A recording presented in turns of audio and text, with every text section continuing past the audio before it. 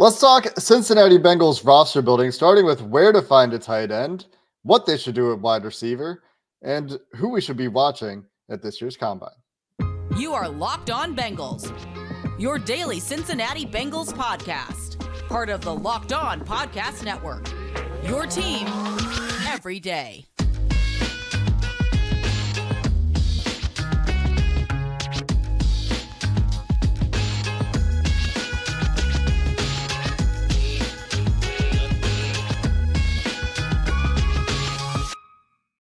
Bengals fans, and welcome to another episode of the Locked On Bengals podcast. I'm your host, Jake Lisco. He's your host, James Rapine. You can find this show on YouTube or anywhere you get your podcasts. We appreciate all you everydayers out there who don't miss an episode, and everyone who's a member of the Locked On Bengals Insider page. You can find it at joinsubtext.com/LockedOnBengals. You'll even get a 2-week free trial. It's a place where you can text us directly and interact with us behind the scenes in a way that we will surely prioritize and get back to all of your messages. And a lot of our questions in a mailbag today that's focused on roster building come from Subtext, and a lot of you had questions about tight end.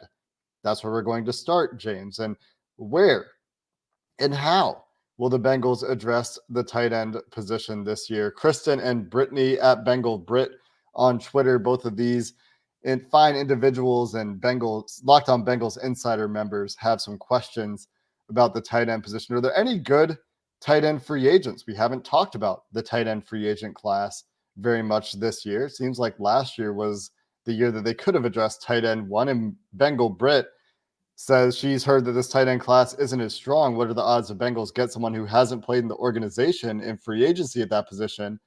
And would they take Bowers over a trench player if he got to 18? And that was also a question, by the way, from Ashanti B on Subtext. Sorry, Brock Bowers versus OT was also a question from Ashanti. Hell yes is the answer. Sorry, I just got excited. If Brock Bowers is there, you send Jamar Chase to the podium and he can do a little gritty on his way. And it'll open up this offense some. You might even get a little Joe Burrow gritty in the process because that's an elite weapon. So if you could get him, certainly, I think they would take him over. Not every trench player, by the way, but is there a real scenario where they take him over Jerzon Newton? I could see that happening. And I mentioned Newton because I think he's a really popular option right now among Bengals social media. And it's still early. They haven't finalized this. So this is speculation to a degree, but it wouldn't shock me if they went that route if Bowers were there. I think it's unlikely that he falls. But absolutely. If Bowers is there at 18, there are very few scenarios where he isn't the top player on their board based on what we know today. And obviously, that's subject to change, as it always will be during draft season. That said, the Bengals better, and I'm going to be very blunt, better prioritize tight end in free agency. Better have a plan to address it other than, we can just throw anyone in there. Because we know they can't just throw anyone out there. It was glaring how bad it was, especially early in the season. And yes, Tanner Hudson came along. Yes, I think Drew Sample had his best year. And you're probably able to re-sign one, if not both of those guys. Maybe they prioritize Mitch Wilcox instead of, say, Hudson. I don't know. I don't know which route they would go. But you got to get better at tight end. And when I look at this free agent class, Jake, it's a lot of similar names from last year. Dalton Schultz, available again. He's out there. Hunter Henry is the one that's interesting to me. I know people might overlook him some, but he's pretty productive in that New England offense for 3 years. And it was a pretty crappy New England offense, especially the past couple. That's who I would sort of prioritize. I think he's the kind of splitting it where you're not going to have to pay huge money for a guy like Dalton Schultz. And I do think that he could command a pretty hefty contract this offseason. But other options outside of Hunter Henry and Schultz, Noah Fant, Gerald Everett, who they've passed on. I don't necessarily think they'll be in on Everett, but you never know. And then you're kind of going down the line. Austin Hooper, Mike Gesicki. They had a chance at Mike Gesicki last year as well. He would have been much better than Irv Smith Jr. And what they asked Irv to do, I think Gesicki could have done. So just another name to watch, even though it didn't really feel like they were in on him or in on Dalton Schultz last offseason. You do wonder if they would look at those guys this offseason and be in on them in free agency. And they're kicking themselves for the way the draft went and not getting one of those guys in the draft that they wanted to get in the draft where they went.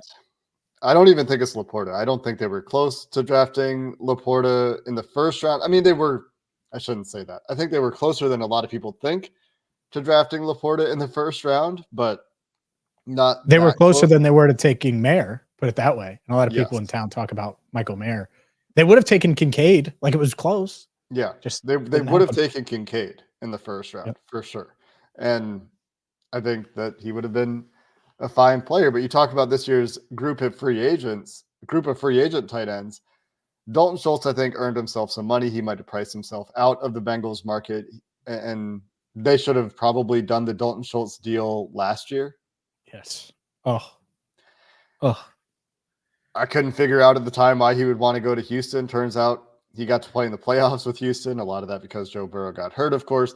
Hunter Henry, I think, is an interesting buy low candidate because of his age and because of his obscurity, I guess, in a New England offense that, to your point, James, has not been very good. You might be able to get him for a little bit less than you otherwise could for a player with his pedigree. He's also missed some time in his career.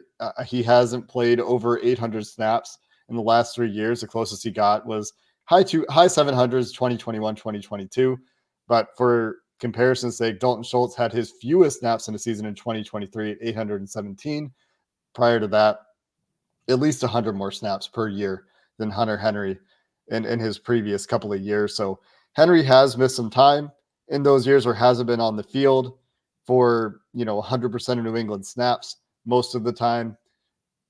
Brad Spielberger projecting him at 2 years, $6 million per year. That's the kind of investment where you could see the Bengals making that deal, where a guy like Noah Fant, who's a little bit younger, who has the draft pedigree still there, who has the athletic tools, who I think is primed for a second contract breakout, is projected to get 3 years at $9 million a year. So $3 million more per year.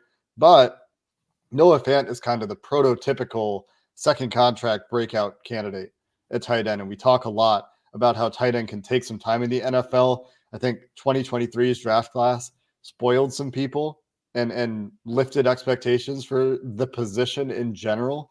It was a freaky good class. It generally takes tight end some time to come into their own in the NFL. There's a long history of that. And Noah Fant really stands out in that regard. Outside of that, it's just a bunch of role players, really, at tight end. And a bunch of guys that are going to make between $1 and $3 million. And none of them are guys that you would get very excited about. They could be role players for sure, but none of them are tight end one candidates. And I think that's what we're asking about here, with a way to bolster the tight end room, assuming that they can bring back a guy like Drew Sample along with Tanner Hudson, who both would have clear roles, even if they did sign an external TE1. Yeah, I know Noah Fant's really popular. I would not sign him to that deal. He's shown, and I love the idea of, and if they do, I could totally see the path to where it works in Cincinnati, and he's that type of guy. But why would they go $9 million a year on a guy who didn't have a touchdown catch last year? And you could say, all right, well, he's had 80 plus catches combined over the past 2 years, over 800 yards over the past 2 seasons. I think you can find his production for less. Now, maybe you see something on film where you're like, hey, he can be that stud, to your point, but it better be obvious and you better be right, because that's defensive tackle money, where you can get a really good free agent defensive tackle for $9 million per. And I don't think Henry would cost that. I think there would be a lot of players I would be willing to go with for less because of it, and I get prioritizing tight end and all of that debate, all of those things, but this might be the offseason where you have to go and get someone that doesn't cost $9 million a year, that's averaging 11 yards a catch and hasn't had a touchdown in more than a calendar year. The thing about Noah Fant, what he does for you is he adds dynamism that they don't have. He adds field stretching that they don't have. And if they were to have Sample and Hudson in the room as well, that's where the fit would be. We'll see what the money works out to be, and I understand the They said that about Irv Smith Jr. too, though. They really did. Irv Smith Jr. didn't have the pedigree that Noah Fant did. And that pre-draft evaluation, whatever they thought of Noah Fant going into that draft when he was a consensus first-round talent, that will play a factor here. as well. Coming up next, more on team building. Ideal draft positions. We'll probably talk more about tight end, like which position they should take in which round, and different approaches to roster building. A lot more to get to here coming up next. Noah Fant is living off that first round pedigree. DoorDash needs to be your first round pick this weekend. That's right, DoorDash. Why? Because you don't want to have to leave your house. We're supposed to get some snow on Friday in Cincinnati, and well, you can get your favorite food, your favorite snacks delivered right to your door without having to leave. And that's the best part about it. Whether it's City Bird, whether it's Skyline, whether it's your favorite snacks, anything in between, pizza, wings, whatever you're craving, DoorDash is going to have it. And it's an all-in-one app. So like I said, from groceries to flowers, anything in between. Maybe you forgot the Valentine's Day flowers, Jake. All right, we'll get to DoorDash, have them delivered while we're recording. It's okay. They'll leave them at your door. They won't knock if you tell them not to knock. So there you go. They won't disrupt the recording either, and they won't disrupt you. So whether it's a watch party, whether it's a do anything party, whether it's it's snowing outside and you don't want to leave, you got to get DoorDash today. Football season may be over, but DoorDash is perfect for you. DoorDash, your door to more. Head to DoorDash and the DoorDash app to get everything you need delivered directly to you. Again, the DoorDash app to get everything you need delivered to you.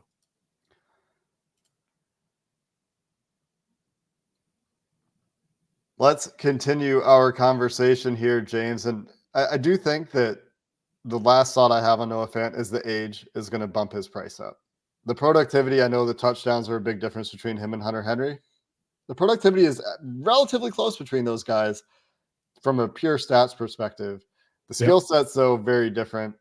Where you're going to use them, very different. How you're going to use them, very different. And age, I think, is probably the biggest factor in that Brad Spielberger projection. For sure. So someone can pay for Noah Fant.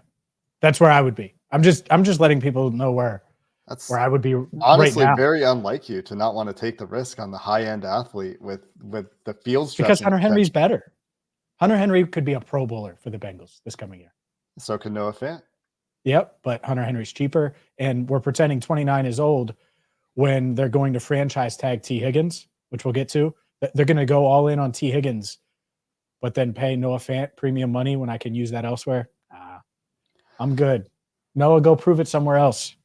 Enjoy wherever, whoever's paying you that. Enjoy James Seattle. does not like second contract breakout athletic tight ends. You heard it here first. Let's talk ideal. You got to show it. You got to show me. That's not how tight end works. That's what I'm trying. Anyway, let's That talk is how it works. Ask the Cardinals, Trey McBride.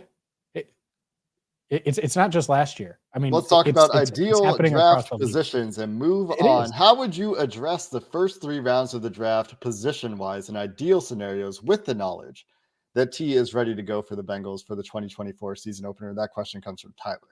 I would take tight end 18 when Brock Bowers is there because he'll actually produce during his rookie deal. Okay, now I'm done. I think ideally you're looking at least one trench pick, and that's probably at 18. It's going to be really hard, though. Everyone's got these mocks, and we've done these on our mock draft Mondays where it's offensive tackle and then it's defensive tackle, or it's defensive tackle and then it's offensive tackle. And odds are that's not going to happen. It's going to be really hard for that to happen. Maybe it does. Maybe it falls the right way where the Bengals really like the position they didn't address in round 1.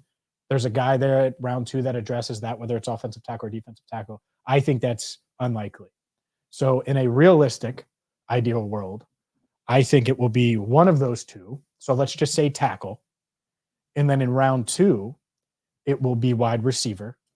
In round 3, you're wide open, where it could be running back, it could be tight end, it could be receiver if you don't address it in round 2. It could be a bunch of different ones. But to me, much like offensive tackle, wide receiver, especially with what the Bengals will likely be looking for, I think it will get, I don't even want to say shallow, but they're more picky about wide receiver than I think some realize. And so I don't think they'll look at it and say, oh, we can get T. Higgins' future replacement or our future outside wide receiver 2 on day 3 and we really, really like this guy now, and we don't know who's going to be there in round 3. I could totally see them using pick 49 on a wide receiver. Yeah, I think this answer will change based on free Sure. agency. This one more than most. I mean, Brock Bowers versus an offensive tackle could change based on free agency as well. Yep. All of these Especially if they pay questions could change in free agency. Well, I was thinking especially if they pay like Mike Nwenu, then you're not Or drafting a tackle, and then it's like a no-brainer, even more than it might already be, depending on who you are and how you think about, roster building and where they should spend money. But position-wise, to me in this draft, where the strengths are and where the Bengals' needs are is going to be a very interesting thing to monitor throughout free agency and the combine.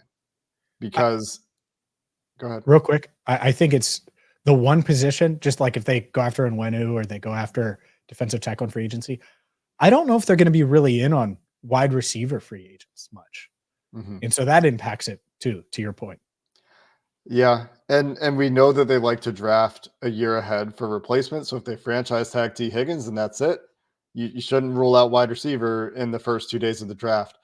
I think ideally, and there are some great receivers in this class, and will certainly be some worthy of that pick 18 that could be available to the Bengals, and the second round pick, I think.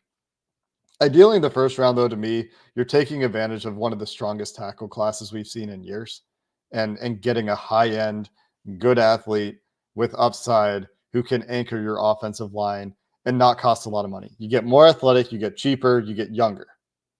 All in one fell swoop, and hopefully you also get better. Obviously, if you're spending your first-round pick on a tackle, that's something that you can't always do in the draft, and the Bengals have an opportunity to do this year. You could also make that argument for a guy like Byron Murphy or Jerzon Johnny Newton at defensive tackle, where they haven't had a guy like that for years. And I just talked with Mike Petralia on his podcast about how the Bengals and most teams could really use a guy like Chris Jones, that interior disruptor. And the Bengals don't have that right now. So I'm probably thinking about one of those two positions in the first and maybe second rounds, but I don't think the quality tackle is going to be there in the second round who has right tackle experience in particular. So the second round is where it opens up to me a little bit.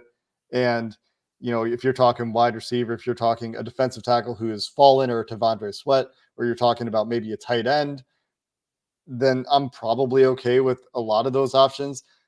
It's hard for me to pigeonhole positions in each round, but ideally, I think you're saying top end tackle first round, defensive tackle who can start for you second round, and there's something there, or wide receiver who has fallen second round, or tight end second round. And then, like you said, James, you're pretty open in the third round to whatever it is. It could be a tight end, it could be a defensive tackle, because I think where defensive tackle in the second round isn't as strong, that kind of comes back up in the third round for those role player kind of guys who are not going to necessarily be 3-down players, but are situational players and guys with upside. But for me in this draft, James, the question is about what positions. And to me, it's more just get the best player. Sure. Yeah. And they need to find these great players. Even if they've already got good players at those positions, you can't shy away from drafting a great player. Agreed. Because that's what they're missing. It's the pool of great in that organization has gotten a little more shallow, and will likely continue until they draft exactly how they should. I just think they're going to target something in free agency. They're going to make it a priority. I think it will be defensive tackle, because it isn't as deep as offensive tackle is in the draft. And so ideally, I would say that it would line up well if you spend on veteran defensive tackles, that you're able to get that stud, that Amarius Mims type guy. Hopefully that's what he is, by the way, at 18.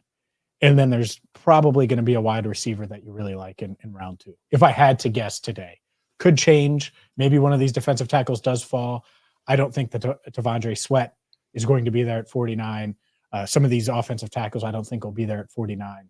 And that's part of my prediction, so to speak. And then I do think things open up in round 3 and beyond, where you could see offensive line, defensive line being addressed again, safety, corner. And so there we go. But we still have more of your questions to get to, and we will get to them coming up next. Today's show is brought to you by Nissan. Are you the kind of driver that likes to push things a little further? Ever wonder what adventure could be like around your next corner? Our friends at Nissan have a lineup of SUVs with the capabilities to take your adventure to the next level. Let's start with the 2024 Nissan Rogue. It's perfect for city drives, great escapes, and it has a 12.3-inch HD touchscreen infotainment system. So guess what? You could stream Locked On Bengals right from your Nissan Rogue, or the 2024 Nissan Pathfinder has room up to 8 with 284 horsepower and up to 6,000 pounds of towing. When adventure calls, the Pathfinder is there to answer. And the 24 Nissan Armada, it will change what you expect from a full-size SUV. It's a rugged 4x4 that can seat up to 8, but also has first-class luxury and style. Take the Nissan Rogue, Nissan Pathfinder, or Nissan Armada and find your next big adventure. Shop NissanUSA.com. Got a quick question to hit before we dive into roster building approaches, James. Yeah. And Jeff Smith at Vienna Jeff 60, frequent mailbag submitter. What are 3 players that you're most interested in seeing how they perform at the NFL Combine? Jackson Powers Johnson is probably as high up there as any, because I want to see, we know he's got good size, 320 plus pounds. Can he be that elite athlete? Because if so, like if he tests elite, then I think he's very much in play at 18. And you could look at it and say, man, if you could get him, how big of a help would it be? Especially if they don't love every single one of these offensive tackles. So I think he could play his way into that conversation for them, even though he's an interior lineman. I mentioned Amarius Mims. I think he's a really intriguing prospect. The more I learn about him, hasn't started a lot of games, but looks like he's got the look of the guy that could be one of those stabilizing offensive linemen for the next decade, certainly the next 5 years in that entire rookie deal plus. So could he be someone that tests really well and is in line despite the lack of playing time? And he could test out of being there at pick 18, by the way. Every wide receiver, of course. Why wouldn't I be interested? And then Brock Bowers. I'm not sure if he'll go at the Combine, probably go at the Pro Day. I'll combine that in there. I do want to see it. I want to see how he moves in how he tests, rather, just to make sure. But I think that there aren't many box he needs to check to be a top pick in this draft for sure, and clearly the top tight end.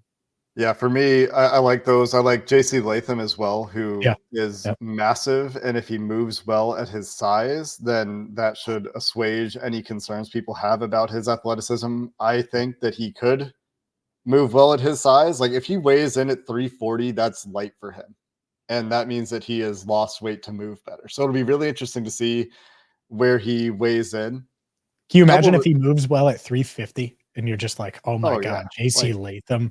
Yeah. Like it's going to be really interesting to see his combine. I mean, the tackles this year in general are going to be fascinating. Kingsley Suamataia could go in there and blow up the combine at 330, and with his 34-inch arms at just 6'4", by the way, not great tackle height. I think, that's around average for tackle height, but has those crazy long arms. There's some tackles that are going to be worth watching, I think. And the measurements for some tackles who are being projected to guard will be interesting as well. I watched a bunch of the 6'4" wide receivers yesterday, James, and Adonai Mitchell, AD Mitchell from Texas, put on some incredible tape against Alabama in Texas's first game last year. Very interested to see how he runs. Keon Coleman, another guy at 6'4" who doesn't look like a burner, but interested to see his total profile of athletic testing, to see what his jumps are, what his explosion looks like, what his 10-yard split looks like. And I think Brian Thomas is going to put on a show at the Combine to wrap up the 6'4" receivers not named Marvin Harrison, and also to see if those guys are actually 6'4". That'll be interesting, but all of those guys very interesting if you're looking for T. Higgins replacements in this draft. Thomas could easily, and I know people aren't really in on this right now, he could easily test his way into being in consideration at 18. So I don't think that's insane. And if he runs a 4, so it's wild. Joe Burrow has this Guinness commercial with Joe Montana where they're sitting in the stands. He's like 6'4", 4'4" guy, big and fast. They don't make him like that. And it's like, well, if Brian Thomas runs a 4.33, that's 6'4", 215. then he's going to be on the Bengals radar for sure. He was apparently clocked on GPS by LSU at over 22.3 miles per hour, which would have been the fastest. The fastest ball carrier in the NFL was DK Metcalf, just a hair slower than that. So the GPS numbers for Brian Thomas suggest some upside there. Also going to be interesting. That's faster than Jamar, by the way. Jamar's never been clocked at 4 or at 22 miles per hour. He told us that this year, and he ran a 4.38, just to give you an idea. Yeah, and we'll see how it translates to the 40. But there's some defensive tackles that'll be worth watching as well. Byron Murphy, Jerzon Newton, Tavondre Sweat. We've mentioned all of those guys, but Rook or Hororo, probably butchering that name. There's a lot of O's, R's, and H's in that name. Nope. And Michael Hall from Ohio State. Both of those guys. You go with the easy name. He is a stud. He could play his way into pick 49. Michael Hall could. That's all I got for combine guys, James. A lot of guys that are going to be interesting to watch. For sure. Definitely a lot of guys that are going to be interesting to watch. All right, let's keep going, get into the roster building. And this comes from Whitney in South Carolina. If T. Higgins is franchise tagged, how does drafting a wide receiver in the first or second round affect his trade value in a tag and trade scenario? And Tyler also asking about T. Higgins. He said, I agree on wanting T long term, but seeing Kansas City win a championship with one elite receiving tight end and elite O-line and great defense give you second thoughts. I know it won't happen, but I think I take Chris Jones over T. Higgins. Yeah, and along the same lines, Tilo67 with a question about, does the Super Bowl show us that big money at defensive line, corner, QB, more offensive line, and than any other group in the Hall of Fame? Should those be the positions you're building through? So some questions about T. Higgins' value here and approaches to roster building when you've got the quarterback and a ace wide receiver receiving threat, whether it's tight end or wide receiver in Jamar Chase. Starting with Whitney's question about the franchise tag and T's trade value, I think if you get to the draft and T. Higgins is still on the team, the odds of him being traded are infinitesimally small, smaller than they already are. I think if you get to that point, there's almost no chance that T. Higgins gets traded, just because that cap money will have been accounted for. They're through free agency at that point, and they would need to find some other way to spend that money at that point. And that would be hard. If there's a player involved, if it's a player swap, maybe that can make sense at that point. If you can match up with another position that has a surplus at a position where you need it. But I think the odds of T. Higgins getting traded by the time the draft comes around are so small that whether or not they draft a receiver in the first or second round wouldn't affect his trade value. Yeah, it's different. It's not the Jonah Williams situation last year, where I think the draft really did make an impact, where if they say take an Anton Harrison at 28, they would have probably been open or more open to a Jonah deal. And it didn't fall their way. It didn't go that way. So they kept Jonah for obvious reasons. And they weighed his value anyways, but they needed a starting right tackle. So to your point, I agree with you. I think that this is something, and it kind of goes with Jeff's question, that I'll be monitoring at the combine.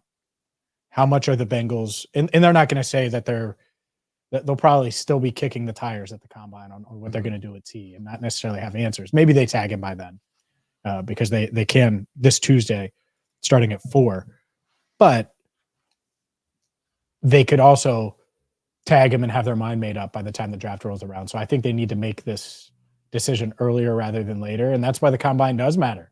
If they see a Brian Thomas and they're like, man, if he's there at 18, he can be the next T. But let's see what we can get for him. I don't think it's that simple, that cut and dry, of course, because you can't just bank on one option. But I do think it matters how many wide receivers they think are in this draft that could come in and give them high-end production alongside Jamar Chase. Yeah, I think it's an interesting question for sure, but I would be surprised if they get to that point and decide to trade T, even if they did draft Brian Thomas in the first round, just because unless it's a player-for-player trade, I think that you would have this gap on the salary cap situation where you would just have these $21 million unaccounted for. It would be the Jefferson hypothetical. That would be what would have to happen. Like draft day. Have 3 receivers? No. I'm saying like if you realize, like if you tag T and you're going into the draft and you realize that Jefferson can be had. I got you. then You and then draft a you different would turn position that into an probably. extension. Yeah, Yeah, no doubt. got it. Yeah. As far as At that Tyler's point, question and we could play wide receiver 3 in that offense because yeah, they're not even gonna cover the slot because you gotta worry about Justin and Jamar. outside of the realm of high fantasy, Tyler and Tilo67's questions about roster building and the wide receiver versus the rest of the team kind of approach. I think this is what's so fascinating about it is I don't think there's actually a right answer here. I think that we've talked a lot about the benefits of keeping T. Higgins versus tag and trade T. Higgins and using that money elsewhere because those are both viable paths forward. I don't know that there's a cut and dry answer here. Part of what makes it complicated is T. Higgins' injury history and the fact that he hasn't been able to stay on the field for a whole season. If you could guarantee 100% of snaps for T. Higgins, Jamar Chase, and Joe Burrow together, Paul Dana did a good job of illustrating in his series going on at The Athletic right now what happens when all three guys are on the field at the same time for the Bengals when everybody's healthy. Last year, they were the best offensive in the NFL when that happened, but that was only 3 games. And so that whole thing factors into the decision. And that's just what happens when you invest a lot of money into a specific player. That player needs to stay healthy because that player should be critical to your chances of success. We saw that with Joe Burrow last year when they lost Joe. Any real playoff aspirations, I know they hung in there, did dwindle significantly. And that's what makes this question and conversation so interesting. Like, yeah, you can build through the trenches and get there. Yeah, you can build through the secondary and get there. And we've seen teams do it in the past. And you can do that when you have the quarterback, and the Bengals do. And that's what makes this an open conversation and gives the Bengals a lot of flexibility in terms of how they do want to go ahead and build their roster for the next few years. Sure, no doubt. And this idea that they should just not have the Chief, we'll talk about this, and you're right. There's no perfect answer, but I think the Chiefs are the perfect example of you can be flawed and still overcome it and win a Super Bowl. And the Bengals were really close to doing that. The Chiefs have done it. And so looking now, how can the Bengals get better in key areas? They need to do what you said earlier in the episode. Draft studs at specific positions, even if they have good players there. That's something that the Chiefs have done in their secondary. They have multiple studs there now. They have multiple studs on the interior of their offensive line. They had paid Joe Thuney, and they still added Creed Humphrey and Trey Smith. It's hard to do that, but it would be really nice. Maybe Haynes from Connecticut is that next stud interior lineman. Maybe it is Jackson Powers Johnson. I don't know. But even that, a position that the Bengals haven't historically valued, it would be really nice to have an elite guy in that interior. So, yeah, I don't think it's necessarily the blueprint that the Bengals need to copy, but I do think that adding studs to your team is always a good thing, which is what the Chiefs have done over the past couple of years. Yeah, you don't have to follow it position for position and line by line, but you can follow the approach. And I think that's what you're saying. And I think that is interesting. But it's also very interesting that the Chiefs have really built through the middle of the trenches where Chris Jones is their centerpiece, is their centerpiece on defense, and the interior offensive line is where they've built around their offense. And I think that shows that there's not just one way to do it. The 49ers on the other side really attack the edges and the entire defensive line. Eric Armstead on the inside, no slouch either. The Eagles, another example of just trenches. And then they went out and got the receivers to go with it. So it is an entire team building approach. There's not one way to do it, but the bottom line is you need great players to go with your great centerpiece quarterback. You do. And heck, the Eagles defensive line, it did not work down the stretch. It was wild how much it didn't work. So not this year, but they were right there. We'll see if they can recover and figure it out. But yeah, I do think the Chiefs part is interesting. All this tackle talk, their tackles, they could have used Orlando Brown Jr., right? And they've spent a lot of money over the past couple of years on offensive tackle. And I still don't know if they've fully solved it to the level that they've wanted to. So it's an example. It's hard. Mm-hmm. It's hard to figure it out, but the Bengals certainly need to. Especially when you're consistently drafting at the end of the round, which is where the Bengals have been previous to this year, which is why earlier I mentioned you have this opportunity to get that upside, a tackle in a very, very good tackle class. Going to be interesting to see how free agency plays out. We'll continue to have a lot of these conversations.